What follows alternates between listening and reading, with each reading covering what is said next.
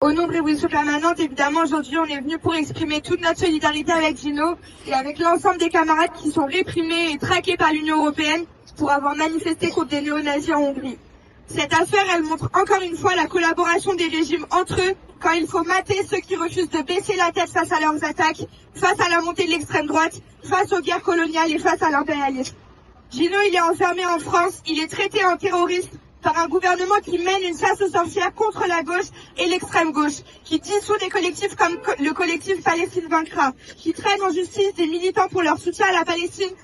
comme notre camarade Anas, et qui dédouane l'extrême droite quand elle envoie à l'hôpital des militants de la CGT comme ce qui s'est passé à Paris il y a quelques semaines, ou encore ce qui s'est passé à Rennes ce week-end avec une milice d'extrême droite qui a attaqué une soirée Antifa avec la complicité de la police.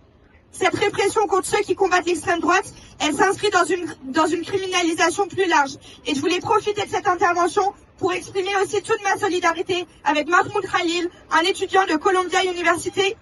qui est détenu dans les prisons américaines pour son soutien au peuple palestinien et qui est menacé d'être expulsé en Syrie dont il est originaire. C'est la même chose qui est arrivée à Liu Lijun, à qui Trump a retiré son visa d'études parce qu'elle s'est mobilisée pour la Palestine.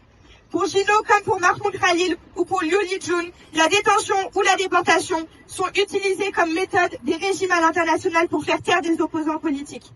Face à ça, on doit faire front ici, en France, mais aussi à l'international, parce que accepter que Gino soit détenu pour avoir manifesté contre des néo-nazis, accepter que des étudiants soient déportés pour leur soutien à la Palestine, accepter que des militants en France soient menacés d'emprisonnement, voire de déchéance de nationalité pour des tweets pro-palestiniens, c'est accepter que demain, on soit tous traqués, emprisonnés, expulsés pour avoir critiqué la politique impérialiste de la France, pour avoir refusé la course à l'armement et la marche vers la guerre de l'Europe et pour avoir défendu des positions internationalistes. Alors je finirai là-dessus et j'espère que l'issue de cette audience elle sera positive. Gino doit être totalement libre et tous les antifas et militants politiques doivent être totalement libres.